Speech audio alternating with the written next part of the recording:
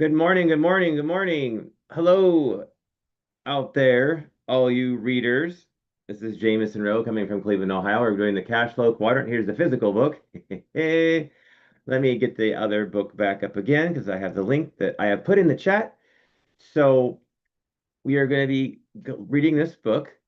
Here it is, Cash Flow Quadrant by Robert Kiyosaki. Actually, let me make the share up, otherwise you won't be able to see it. Just one moment, sharing and sharing the book. Mhm. Share. And it looks like everything's good to go on this side. All right, you're going to be reading Cash Flow Quadrant from Robert Kiyosaki. This is the second book in the series. The first one is Rich Dad, Poor Dad. Definitely talks all about the mindset, the emotional intelligence, and all of the things to pay attention to, especially like you see your money with your mind, not your eyes. It's almost like when you look at a house or when you look at a car, the deal isn't in the actual physical thing. The physical representation is part of it, but the real deal is the financing, the terms, the licenses, the fees, the commissions, and there's so many parts to the deal. And the other part of that is when you make the most money when you buy, not when you sell. So definitely having a real estate mindset is amazing. I also know we have other leaders on our on the platform that have multiple uh, intelligences in business and finance, and also other valuable information for this business mindset. Again, we're starting on page, let me get this on the other side so I can see what I'm doing. We're going to Hey, be Jameson, I think you were correct at 204. 204 is coming up. And why don't you introduce yourself, Eric, just in case we have something going on. Well, I'm the wingman, the backup reader here to Jameson, who will be taking us through today's flight. I'll be the co-captain. My name is Eric Wilner, radio host and investor and certified affordable housing provider, helping make everyone's dream of home ownership a reality. That's kind of where I come from in the real estate, and I'm happy to be part here of our little entrepreneurs book club. Today, I know we're reading Cashflow Quadrant, which has been a instrumental book. It's the second in the sequel of the Rich Dad Poor Dad series by Robert Kiyosaki, and I get something out of it every time I read it. And this is my third time through. That's wonderful. And definitely we every time you read this, it's a wealth of experience that takes the book and puts it in the real world. So this book was written and actually I think earlier than this, but the last edition was made in 2011. It's very interesting how all of the concepts are timeless and that are from that point to this point and how it's really related to right now. So you'll see here in a minute. All right. Thank you, Eric. And thank you for being my backup. You got it, So, buddy. so we're starting on page 204 and we're in chapter 9. Now, by the way, the link is also in the chat. Wherever your chat is on your screen, you can click it and you can follow along. And I'm going to go ahead and zoom this up one more level. Okay. And you can see and hear me pretty good, Eric? Yep, loud and clear. Very good. Let me go back down a little bit and move it up. Perfect. There we go. All right. So I'm going to, if anyone can admit as we go along, I'm going to admit one right now, and then I will continue on. All right. Starting on page number 204, it is simple and easy. In theory, the numbers and transactions on the right side of the cash flow quadrant. So let's see, of course, the cover would have it on there. And I'll find another instance of that and I'll bring it up. And by the way, E, E as employee, S as in self-employed, B as in business owner. That's like basically 250 employees above. And also I is the investor. That's what the cash flow quadrant is. Just for anyone new right now, and we'll be seeing a couple pictures of it in a little while. In theory, the numbers and transactions on the right side of the cash flow quadrant are simple, regardless of whether you're talking about stocks, bonds, real estate, or business. To be financially well off simply means being able to think differently, to think from different quadrants, and to have the courage to do things differently. To me, one of the hardest things a person who is new to this way of thinking has to go through is the countless number of people who will tell you, you just can't do that here. Mm-mm. If you can overcome that kind of limited thinking and seek out people who say to you, yes, I know how to do that, I'd be happy to teach you. Your life will be much easier. The laws. I started this chapter with the Tax Reform Act of 1986, and that was a law that was react that was done to change from the way that deductions were made on housing, real estate investment, or housing in general. While that was a significant rule change, it won't be the last. I only use the Tax Reform Act as an example of how powerful some rules and laws can be. If a person is to be successful in the B or I quadrant, he or she needs to be aware of the market forces and any changes in the law that affect those market forces. Back to, again, you don't see money with your eyes, you see it with your mind, and this is this important part right there. Today in America, there are thousands upon thousands of pages of tax law. That's just for the IRS alone. The federal laws come to more than 1.2 million pages of laws. It would take the average reader 23,000 years, 23,000 years to read the entire US IRS tax code. Every year, more laws are created, repealed, and or amended. It would be more than a full-time job just to keep up with the amendments. Every time someone tells me that's against the law, that's just a different version of you can't do that, I reply by asking them if they have read every line of the tax code in America, the code. If they say yes, I leave slowly, backing up towards the door. Never turn your back on someone who thinks they know every law.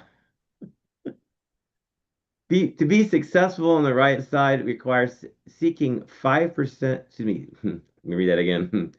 Being successful on the right side requires seeing 5% with your eyes and 95% with your mind. Understanding the laws and the market forces is a vital for success, financial success.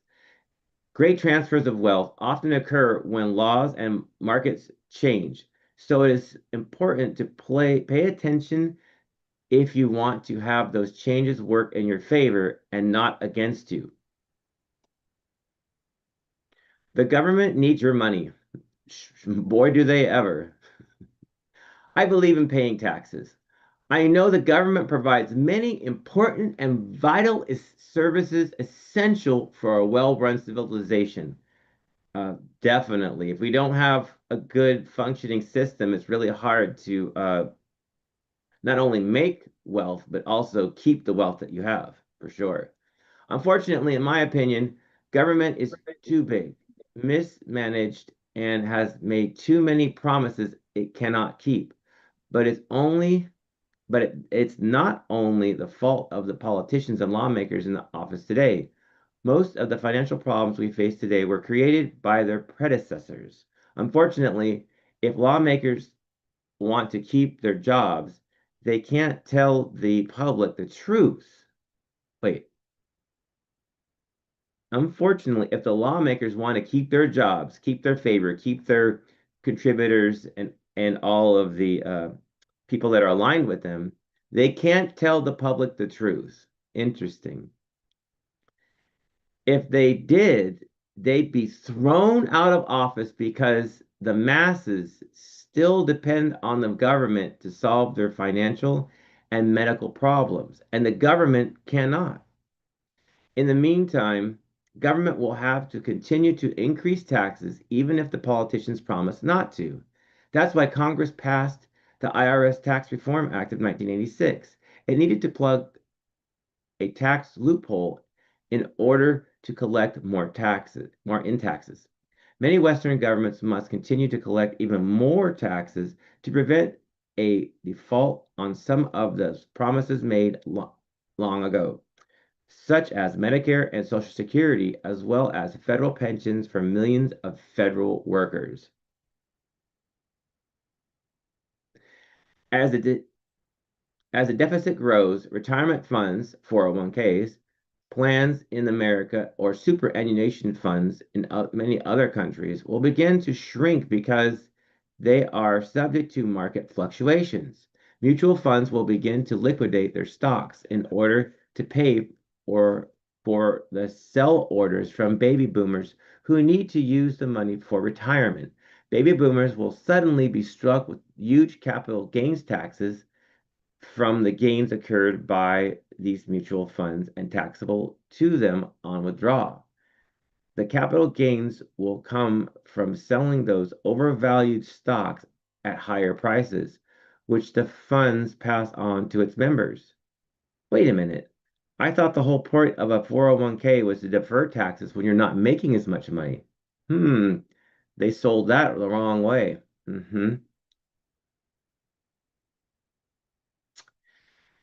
So simultaneously, the health of millions of poor baby boomers will begin to fail because poor people historically have worse health than affluent people. Medicare will be bankrupt, and the cry for more government support will go up in cities all across America. Add to this the eclipsing of America by China as a nation with the largest GDP, gross uh, something product, basically their economy, and the trend towards pushing services such as accounting, information technology, and telesales to nations such as India, and it becomes clear that wages will have to come down or productivity has to must skyrocket in order to meet the challenges of our rapidly changing global marketplace. And we're not even talking about AI taking away jobs now either. So like how are you going to find work? You have to change with the times or you'll left behind. The next great transfer of wealth is taking place by ignorance. The industrial age entitlement mentality of big government and big business be on its way out, should be on its way out. But there are, but here we are in the midst of an information age, and we are grasping at old solutions to new world problems. In 1989, the Berlin Wall came down.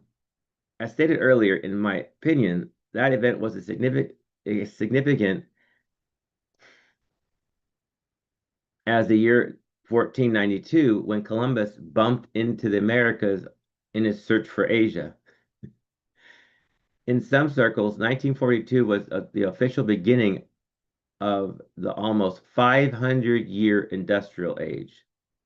The end was marked in 1989. The rules have changed. That's when the Berlin Wall fell down, or came down, excuse me. History is a guide.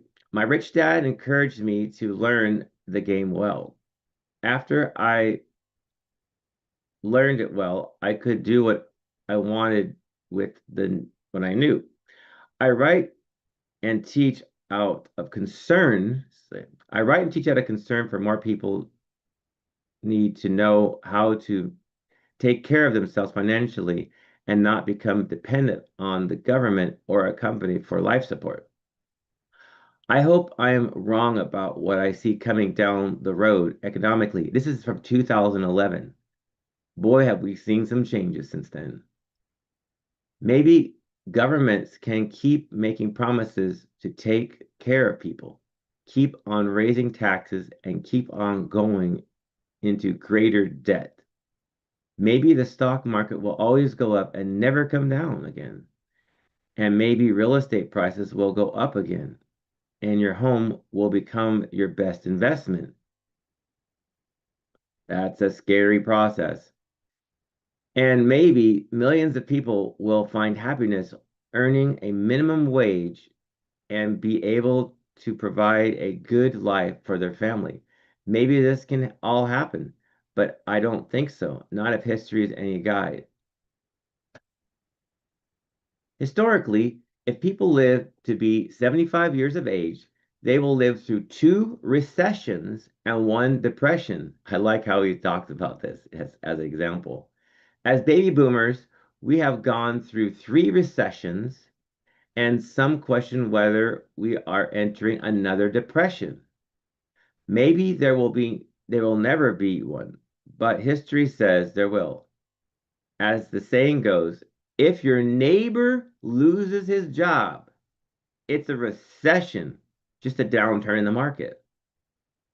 But if you lose your job, it's a depression. That means it's bad. The reason my rich dad had me read books on the great capitalist and the economist was I could gain a longer view and a better perspective on where we have come from and where we are going. Just as are waves on the ocean, there are great waves in the markets. Instead of the wind and sun driving the waves of the ocean, the waves of the financial markets are driven by two human emotions, greed and fear. I don't think that depressions are the things of the past because we all will always have those emotions of greed and fear. And when greed and fear collide and a person loses badly, the next human emotion is depression. Depression is made up of anger and sadness. Anger with oneself and sadness over the loss. Economic depressions are emotional depressions. I'll read that again. Economic depressions are emotional depressions. People lose and they get depressed. Even when the economy appears to be in great shape, there are millions of people who are in various stages of depression. They may have a job, but deep down they know that they're not getting ahead financially. They are angry at themselves and sad over their loss of time. Little do they know that they have been trapped by the industrial age of idea of find a safe, secure job and don't worry about the future. Let me say that again. Little do they know that they have been trapped by the industrial age idea of find a safe, secure job and don't worry about the future. That sounds like a real big sales pitch there. A great change means opportunity. We are entering the era of tremendous change and opportunity. For some people, it will be the best of times. For others, it will be the worst of times. As President John Kennedy once said, a great change is at hand. Kennedy came from the right side of the cash flow quadrant. Back in the 1960s, he tried desperately to elevate the lives of those stuck in the time warp. Unfortunately, decades later, millions of people are still trapped in those time warps following ideas that were handed down from past generations, such as go to school so you can find a secure job. While education is more important than ever before, we need to be teaching people to think a little further than just looking for a secure job and expecting the company or the government to look after them once their working days are through. That is an industrial age idea, and we are not there anymore. Nobody said it was fair, for this is not a fair country. We are a free country. There are people who work harder, are smarter, and more driven for success, are more talented, or are more desirous of the good life than others. In America, we are thankfully free to pursue those ambitions if we have the determination. Yet every time somebody does better than we do, some people say it's unfair. The same people who think it would be more fair if the rich shared with the poor. Well, nobody said it was fair, and the more we try to make things fair, the less free we become. Basically, the more controls that the more rules that are put in place from the government, the more unfair it becomes to everyone. When someone says to me that there is discrimination or a glass ceiling, I agree with them. Sure. I know such things exist. I personally detest any kind of discrimination, and being of Japanese ancestry, I've experienced it firsthand. In the E and S quadrants, discrimination does exist, especially in companies. Your looks, your education, your skin color, and your gender all count on the, excuse me. Your looks, your education, your skin color, and your gender all count on the left side, but they don't count on the right side, where fairness and security don't matter. It's all about freedom and the love of the game. If you want to play the game of business and finances on the right side, the players will welcome you. If you want to play and win, fine. They will embrace you even more and ask you for your secrets. If you play and lose, they'll gladly take all of your money. But don't complain or blame someone else for your failures. That is not the way the game is played on the right side. It's not meant to be fair. Being fair is not the name of the game. Being fair is not the name of the game. Why does the government leave the B and I quadrants alone? In reality, governments don't leave the B and I quadrants alone. It's more that the B and I quadrants have more ways of escaping and hiding wealth. In Dad Poor Dad, I talked about the power of corporations. One big reason to keep more of One big reason the rich keep more of their wealth is simply because they operate as corporate bodies, not human bodies. A human body needs a passport to go from country to country. A corporate body doesn't. A corporate body travels the world freely. It can often work freely. A human body needs to register with the government, and in America, they need a green card to work. A corporate body doesn't. While governments would like to take more money from corporate bodies, they realize that if they pass abusive tax laws, the corporate bodies will take their money and their jobs to some other country. In the industrial age, people talked about offshore as a country. The rich have always sought tax havens where their money would be treated kindly. Today, offshore is not a country, it's cyberspace. Money is being Money, being an idea and invisible, can now hide in the invisible electronic realm. Soon, if it is not already being done, people will do their banking on geosynchronous satellites orbiting in space, free from any laws, or they may choose to operate in a country whose laws are more favorable to rich people. I think Bitcoin falls in that range. In Rich Dad Poor Dad, I wrote that corporations became popular at the start of the industrial age after Columbus discovered the new world filled with riches. Each time the rich sent vessels out to sea, they were at risk. If the ship didn't come back, the rich didn't want to be indebted to the families of the sailors who died. So corporations were formed for legal protection and to limit the risk of the loss to the amount of money ventured.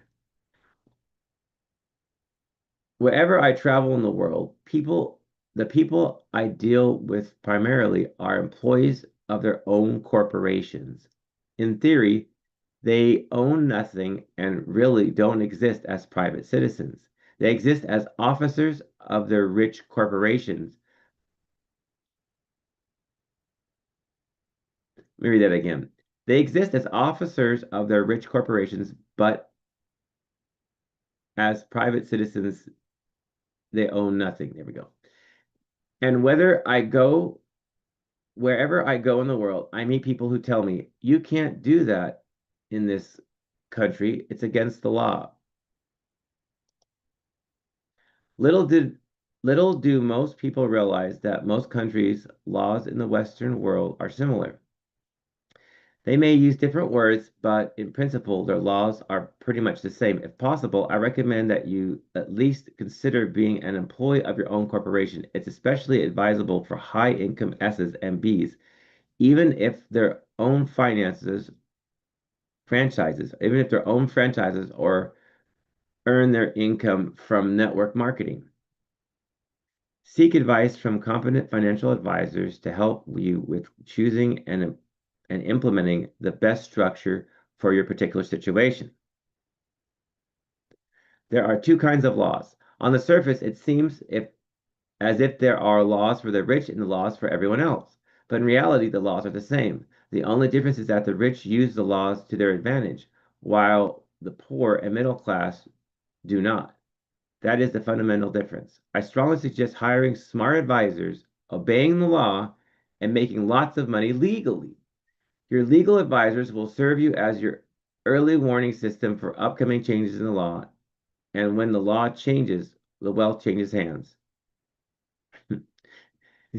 That's the one thing about people that have wealth is they have really good financial advisors.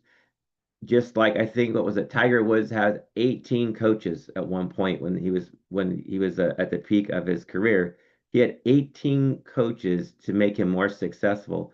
That's what the rich do. They hire many, many advisors and get really great advice, and they have the capital to do that, the money to do that. Two choices. One advantage of living in a free society is the freedom to make choices. In my opinion, there are two big choices, the choice of security and the choice of freedom. If you choose security, you will pay a huge price for that security in the form of excessive taxes and punishing interest payments. If you choose freedom, then you need to learn the whole game and play it wisely. It's your choice which quadrant you want to play the game from. Part one of this book is defined as the specifics of the cash flow quadrant, while part two focuses on the developing the mindset and the attitude of someone who chooses the right side of the B and I quadrants. By now, you should know which quadrant you are currently in and have an idea of where you want to be. You also should have a better understanding of the mental processes in the mindset of operating from the right side of the cash flow quadrant. While I have shown you ways to cross from the left side to the right side, it is now time to get specific. In the final section, I will identify 7 steps to find the financial fast track that I consider in moving to the B and I quadrants. Building businesses and buying real estate. In 1943, the United States began taxing all working Americans via payroll deductions. I think there's a book called The Creature from Jekyll Island that describes that whole change right there. In other words, the government got paid before people in the E quadrant got paid. Anyone who was purely an E had little escape from the government. It also meant that instead of only the rich being taxed, which was the hope of the 16th Amendment, every E and S got taxed, rich or poor. Today, the lowest wage earners in America pay more in taxes as a percentage of total income than the rich and middle class.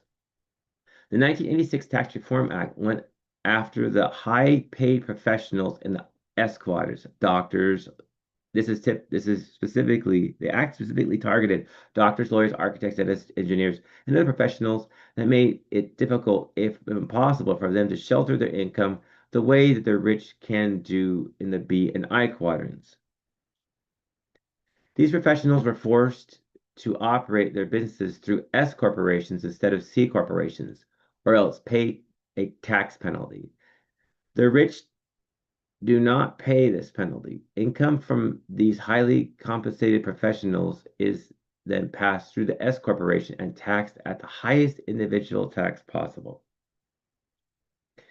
They do not have the opportunity to shelter their income through deductions allowed to C corporations. At the same time, the law was changed to force all S corporations to have a calendar year end. This again forced all income to be taxed at its highest rate. When I discussed these changes with my CPA, he reminded me that the biggest shock to a newly self-employed people generally comes at the end of their first business year when they realize that the biggest tax they are paying is a self-employment tax. This tax is double for S's or self-employed over what they paid as E's or employees. And it is calculated based on income before the individual can deduct any itemized deductions or personal exemptions.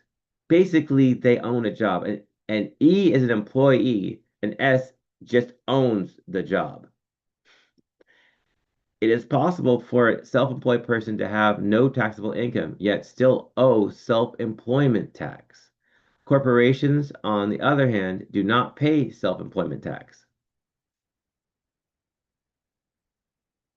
In 1986, Tax Reform Act was also effectively pushed the E's and S's of America out of real estate as an investment into paper assets such as stocks and mutual funds.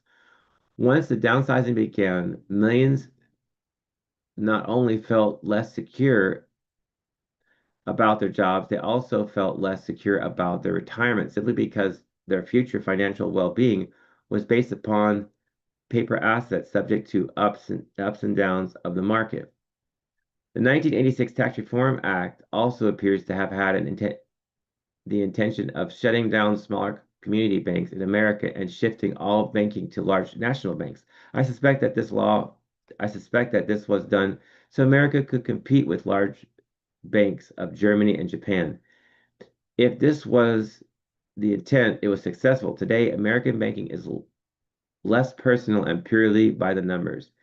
The net result is that it's harder for certain classes of people to qualify for home loans. Instead of a small town banker knowing you personally, a central computer spits your name out of if you don't meet its impersonal qualifications and requirements. And by the way, I know a solution about that. We'll be talking about that later. And Mr. Eric Wilner is part of that solution in guiding that.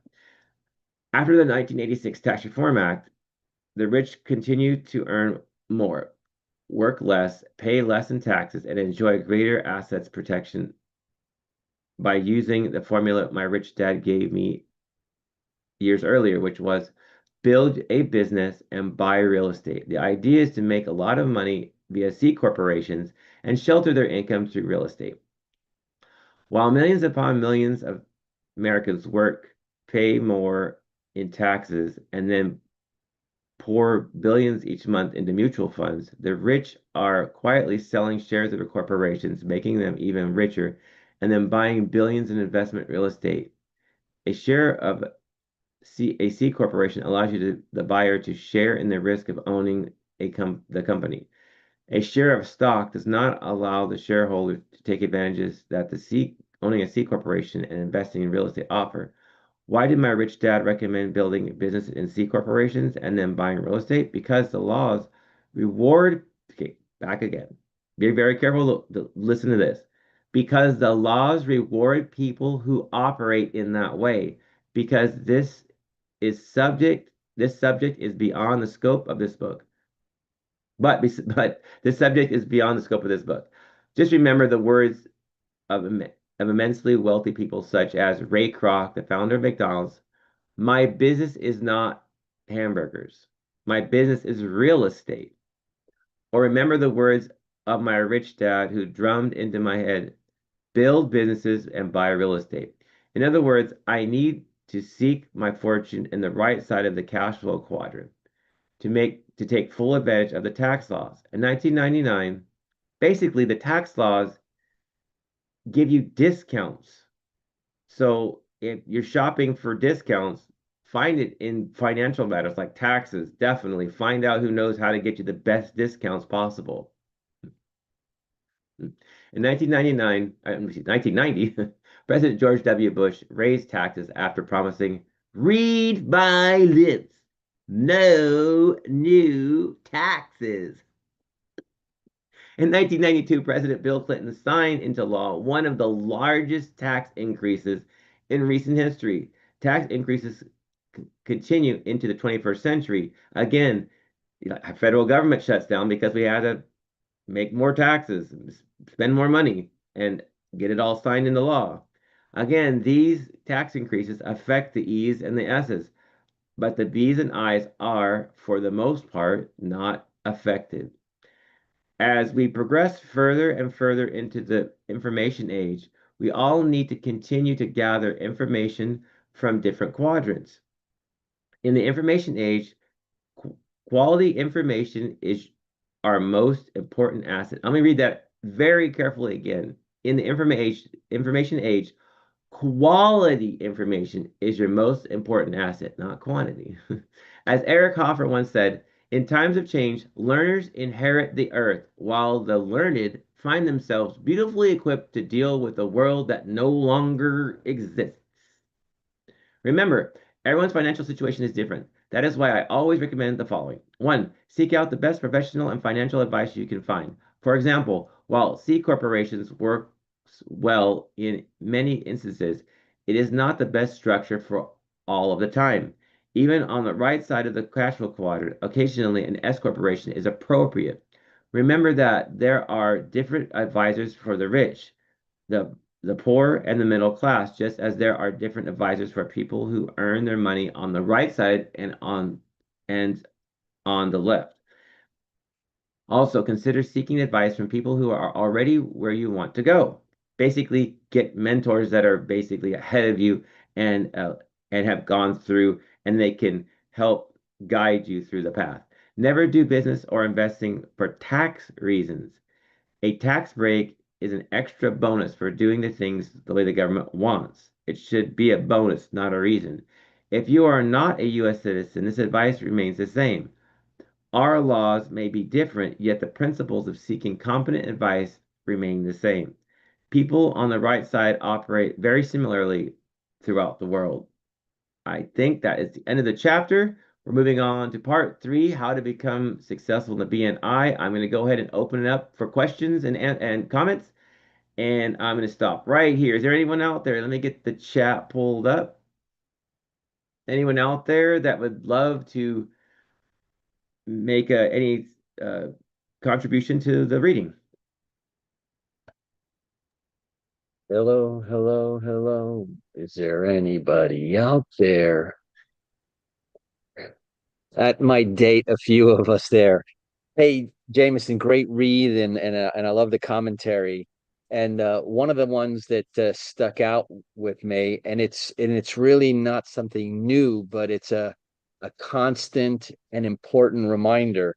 You were talking about how the tax change, and not only that one, but several that came after and some very recent. It says that the law rewards people who behave a certain way, i.e., a business. There are two tax codes that exist.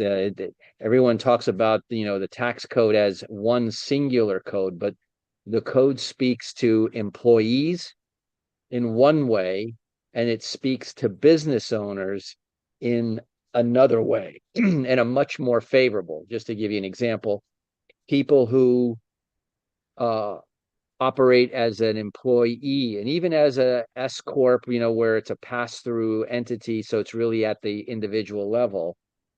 Um, well, especially employees, they have their taxes removed from their paycheck before they ever get it, whereas a business owner receives the entire amount of their compensation, expenses as much or as whatever they need to, and then only pays taxes later and on the small residual, as opposed to employees who paid on the gross up front. So, it reminds me there, the law rewards people who behave as in a certain way, but they're really saying that behave as a business, because after all, it is the government together with big business lobbyists that create those codes.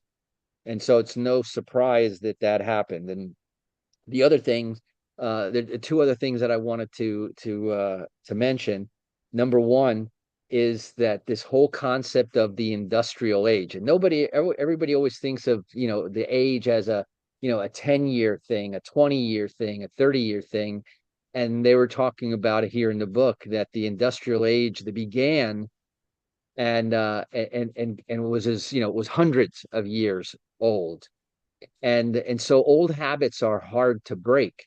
And today, that mentality of, go to school where indoctrination begins, get good grades where indoctrination continues, so that you can go to either a good college or get a good job.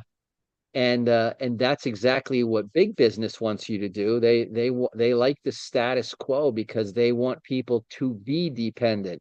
And again, both Wall Street and Washington are all in the same, they have the same interest of keeping people in their status quo. So, and the last thing that I wanted to, and by the way, so entrepreneurs recognize that you got to break the cycle. They don't want to be part of that cycle. Interesting, you look at the cash flow quadrants and you have the E and S on the left side, which stand for employee and self-employed, which have no leverage or only trading hours for dollars. Then on the right side, you have the B for business and the I for investment. And ultimately, you know, every game has rules, and so does economics. There are rules of money. And the way to win the game is to be in the I quadrant, the investor, which, by the way, you could also call it the independence quadrant, because only there do you completely divorce yourself from trading any time for the money that comes in, because your investments pay you regardless of what you do. You can go generate another income, you can do nothing, you can go fishing. So those are the three things that I thought really were very good in your reading. And thank you. Back to you.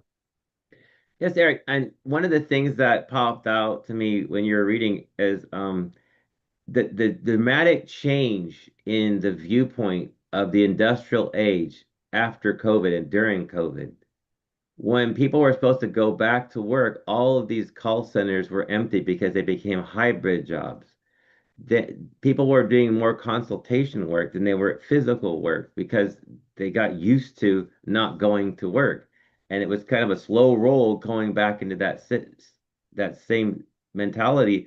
And people's minds did definitely shift during COVID. I mean, you can comment on that, but that was just something that did definitely shifted that industrial age mindset. Yeah, in fact, I talk about the Great Recession, and you can almost meld them together, because we went out of, finally got out of that and then went right into the Great Pandemic. So it was sort of a bad 10 years. And what's interesting about that, and I call it the Great Reset. One of the biggest transfers of wealth happened just in that period, and it's still happening. As the baby boomers age out, who today control most of the wealth in America. Uh, they'll either pass it along to their heirs, or they'll pass it along to the government, depending on how well they're prepared. But it also was kind of like a big oops, when the government forced everyone to shelter in place. That's when even the average employee got a taste of not commuting, not being, in an office. And right now what you're seeing is they're trying to undo that, because there's a groundswell of interest in having your own business, whether it be a full-time or a part-time thing. And so now I see that the government and big business are sort of struggling to position and require people to come back in the office and do those things, even though it was proven that remote or hybrid working works. In fact, for a lot of people, it works better, because you don't waste all that time and energy, commuting, number one. And number two, people can be more focused without all of the water cooler conversations and disruptions that happen during the day in an office. So we're like in a very transitional time right now, and whenever there is a transitional time, there's great opportunity and there's great disruption. You use the example of the call centers, right? The call centers was fortunately something that was able to adapt quickly remotely, and all sorts of new programs and new hardware, and it was a boom business. In every downturn, you'll see that there's some people who make monumental money, right? And but here's the interesting thing. I'm sure a lot of us have gotten AI calls already, and some of them are so good that you can't really tell whether it's AI or whether it's a human being. I was on a call this morning at 7 a.m. setting up a system in my real estate business. I'll give you an example. A lot of those people are hearing the mantra that don't worry, AI won't take your job. Okay. Ladies and gentlemen, wake the heck up because it's coming to take your job. If your job can be automated, it will be.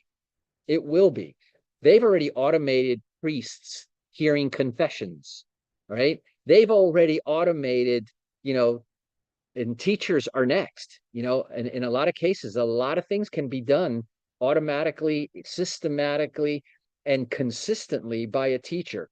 All those people in call centers ought to all be worried. The days of a real estate agent holding floor time, right? Sitting in an office, getting leads because they sat at the front desk like a glorified licensed receptionist is no longer needed. Now, AI will take that call, pre-qualify it, and then assign it, set an appointment, and then assign it to an agent before a human being ever touches that. And so now we won't even need as many agents, because an agent that can't do anything more than put a key in and show a house is becoming is that person, that real estate agent will be replaced. So yes, AI is coming for your job. They say that AI won't take your job. People who use AI will take your job. But today I have very little need for employees. In fact, I run a couple of companies with no employees. Just everything is subcontracted, or where I can, I'm automating. So this book was written, you said, back in 2011. Look how accurate and relevant it still is. It's pretty amazing. Yes, it is. I think Warren Buffett only has 5 employees, and he runs billions of dollars like assets. So it's amazing. He's my idol. Anyone else out there? Fernando's got his hand up. What a conversation.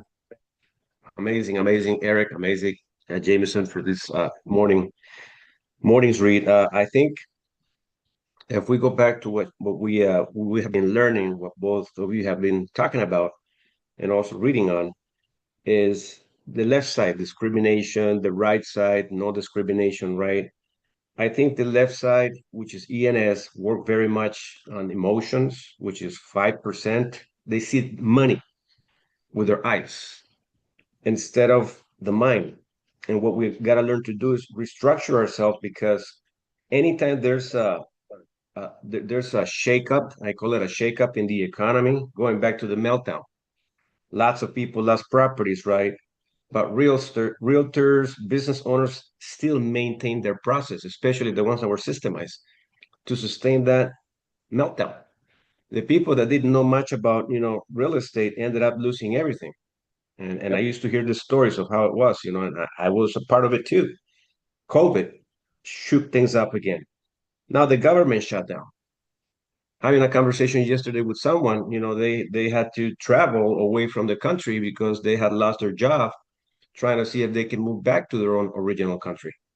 So this is going to happen at all times. There's going to be shift and changes. We got 8.2 million people that have 3 jobs in the US. So I think a shakeup like this, it starts to even create a bigger gap in the middle class. There's going to be a rich and there's going to be a poor. Middle class is being smashed right now. They're the ones that are being affected the most. That's why we have to decide from all these changes where we're going to gear ourselves moving towards. And I'm prepared for anything, because I'm glad that I've learned about business at an early age. And I've been through two companies that I've been a part of, and they have been a failure, which is a learning experience to find this third project. And it only prepares you for better opportunities, as Eric alluded to. AI is a game changer. If you guys haven't heard of Grok, which is the application that Elon Musk made, it's surpassing ChatGPT. It's got you can have a conversation. It'll lead you in the right direction. You can talk to the AI of Grok, and it'll give you everything. Videos. You can make videos that are just amazing. So we have to learn to adapt with the changes, because once we decide to run with AI, these are going to be the next millionaire creators of systems, and I'm ready for this, because this is the wave that we got to catch. I mean, there's already people already that are becoming millionaires from AI. So if we master this tool, we're going to have access to being everything so systemized, including the network marketing space. It's going to take a lot of people out of the industry if they don't adapt to the AI changes. So it's all I wanted to say, Jameson. Thank you. Yes, thank you, Fernando. Definitely, it's really important. Like as from immigrants, like my dad came from Jamaica in the 50s, so I'm basically a first generation immigrant. And depending upon their situations, it could be and even in business there could be some not discrimination, but definitely some favoritism. I guess we'll call it more favoritism, like towards one certain project or another. And it's definitely important to realize that money speaks louder than most words. So definitely money talks. Another thing that's interesting is back to one comment that Eric had earlier was people got a taste of freedom during COVID. They got a taste because it talked about either people either seek freedom or security. And the E and the S, like E could be the emotions and S could be the security. So emotional security is on the left side. Business is on the right side. Like freedom, business and investments seek more freedom. If you look at and control and freedom is definitely what an investor looks for and a business owner looks for so that they can control costs, control their income, and control their life because they have financial freedom. So, anyone else out there?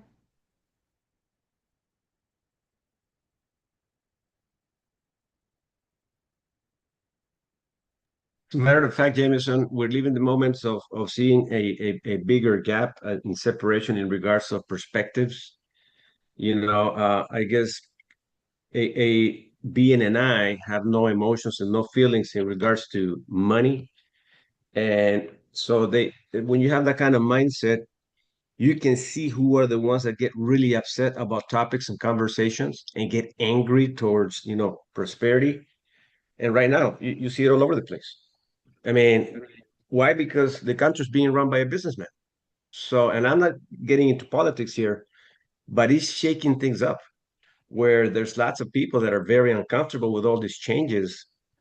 And we're all learning from this experience. And I told my wife, when this election was made, I said, we're going to learn so much this next 4 years. We're going to see a bigger separation between anger, hate, and those that have no emotions and feelings. I'm not being, I'm not being mean about that.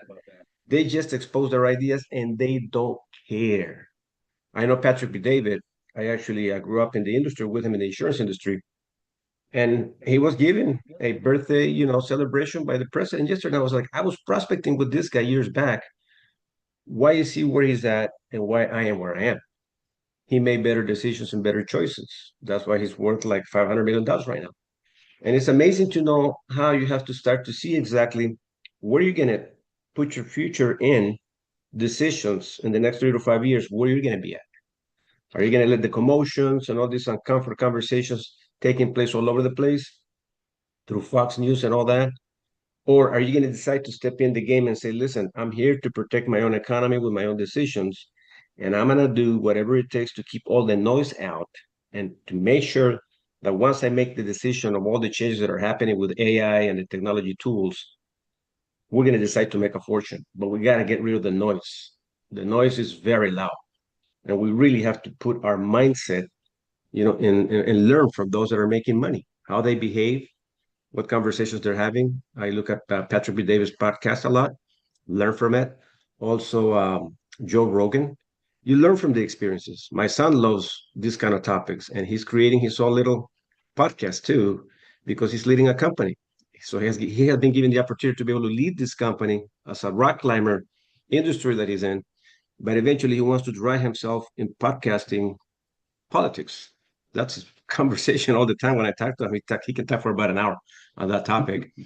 And I see the separation between my two kids because they argue about those things, and I'm seeing that in our family. I'm like, whoa, you mean you're seeing things in one perspective, and then my other son in another perspective? It's fun to watch. That's what I wanted to say. You know, just that last part that's really critical. If you read back into Rich Dad Poor Dad, Robert Kiyosaki was grateful that he had two dads. Basically, one business owner, he grew up from having to take over his dad's store when he died and with his mom, and he had to grow up in the business world. He was forced into it and actually, became a master of it. His rich dad became the head of education in all of Hawaii. So he loved having those two perspectives because here's a saying by Robert Kiyosaki. One side of the story is a sales pitch, both sides of the story is an education, meaning that you decide. So he liked having both the rich dad and the poor dad, meaning one that has business mindset focused and one was, government education focused. And he loved both dads tremendously, and both dads loved him. Except the thing about it is he got to decide what to do with the information and how to choose.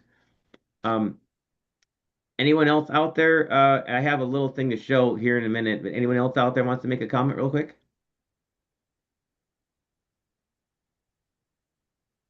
Okay, what I'm going to go ahead and do is I put a link to the whole book and I put a link to this specific PDF. So the people that you spend the most time with are basically is how you is right is become who you will become about the five closest people to you. So this is on page 263 of the book. It's at the end of chapter 15. It's a take action, seek mentors. It's like an exercise. So find individuals in both the investment and business arenas who might act as mentors to you. Seek out role models, learn from them, seek out reverse role models. What that means is things that people that are doing the things that you know are not good or not, let's say, they're not effective. They're being, they're kind of stuck in the industrial age. It's good to have both sides to see with a good perspective. Who you spend your time with is your future. Write down the six people you spend the most time with. Remember that the qualifier is who you spend the most time with, not the nature of your relationship. All of your children count as one person. Don't read any further in until you have written down your six names. Okay. Anyway, you can go through this. Let's go for the results. Okay. Take a look at the cash flow quadrant and place the initials of the people you spend time with in the appropriate quadrant. Then put your initials in the quadrant you are present. Next, put your initials in the quadrant you want to operate from in the future. So here's the employee, self-employed, business owner, and investor. So the goal, let's go back to, okay, I've had mixed reviews from people about this exercise. Some people get very angry and I have been told, "How dare you ask me to classify people around me?" That must be an E. So, if this exercise has caused any emotional upset, please accept my apologies. It is not intended to upset anyone, but is designed to shine a light on an individual's life. It does for some, but it's not for everyone. When I did this exercise years ago, I realized that I was playing it safe and hiding. I was not happy where I was, and I used the people I work with as an excuse for why I was not making any progress in my life. There were two people in particular with whom I argued constantly, blaming them for holding our company back. He had a wallet and a Velcro wallet company, and then of course Rich Dad Education. What he does. My daily routine at work was to find their faults, point those faults out to them, and blamed them for the problems that we had as an organization. The problem's not me, it's you. After completing this exercise, I realized that the two people I'm always bumping heads with were very happy where they were. I was the one who wanted to change. Instead of changing myself, I was pressuring them to change. Hey, I'm good. You need to change, is what he's saying. After doing this exercise, I realized that I was projecting my personal expectations onto others. I wanted them to do what I did not want to do. Again, I wanted them to do what I didn't want to do. Although they should do what I want and have the same things I did. I thought they should have want to have the same things that I did. Clearly, they were not healthy relationships. Once I realized this, I was able to take the steps to change myself. So, anyway, I'll end with that. We are on chapter 11. 10. All right, I'm ending with that. Fernando, anyone else that might have a comment, go ahead and put it in the chat or open up your mic.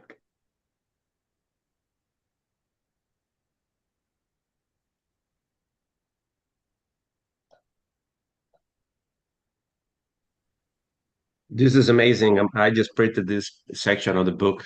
Thank you so much, Jameson. It looks like, you know, there's many ways in how you can actually see who to blame and why things are not working and going the way they ought to be going.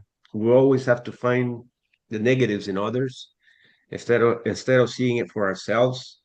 I think that the time that we decide to do that and take full responsibility of our decisions instead of blaming others, the people that don't want it as bad as you want it, they're happy where they are.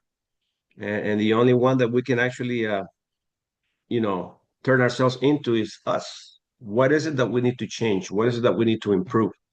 So, thank you so much, Jameson, for the read. Eric, thank you so much as well for participating and cooperating as always. And there's Mr. Eric Wilner, also David Sandin. Congratulations, by the way, sir. Great job. You got promoted. Hey, that's an accomplishment right there, so to speak. And that's why when I talked to you the other day on the text, phenomenal job. You're doing well. And you're on your way to the next level. Yay, David. Thank you, Fernando. Ron, appreciate it. I oftentimes get on here late on the book readings because of other things I have to do in the morning. And today I figured out get on the phone. And so I was connected for a while and listening. It's always uplifting and thought-provoking. So I appreciate the conversation, as you say. Thanks. Well, it's great to have you always, David. Appreciate you. I want to get closer to you as well. That's how with Jameson and I start building a relationship. And the more I see people come back to our events and our meetings and participate, the closer I want to be to you all. So thank you so much, David, for your time. You're doing a phenomenal job. We can't wait to see you on that next level that you're aiming to achieve. Mr. Eric Wilner, how are you, sir? I'm doing well and excited to hear again the continuation of this reading. You're too far from the microphone. You're too far from the microphone. You need to be louder. Okay, I'll do that. Do you have your earphones plugged into the computer? Because I see your headphones around your neck, but you're not talking into the microphone. Okay, but I am now. Yeah, we can barely hear you, Mr. Wilner. Okay, I'm really working on finding mentor, and that is my challenge at the moment, with a lot of information, how to apply. Excellent. I heard you say you're working a lot on your mental. I could barely hear you. Find a person that change You it. might need to unplug your headphones from the computer.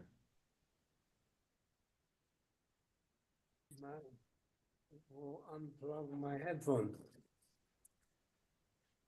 I did unplug the headphone.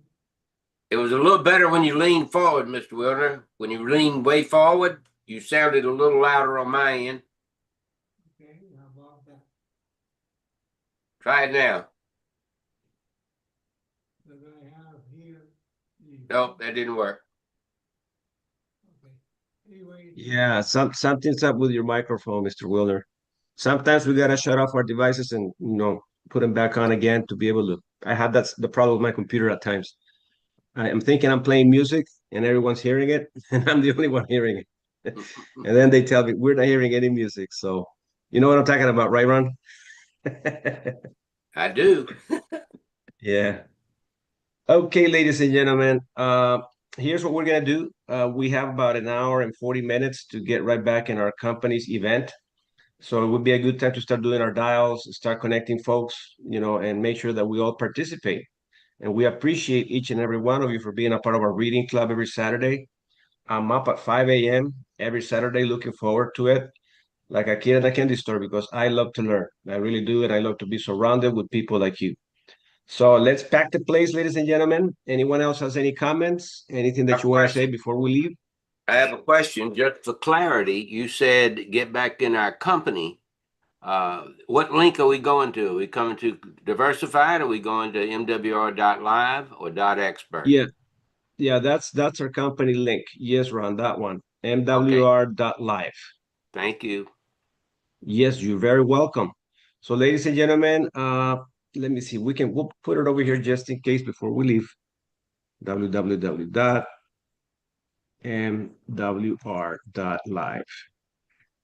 Yep, there it is. So let's invite some folks. Grab your phone. That's what I normally do.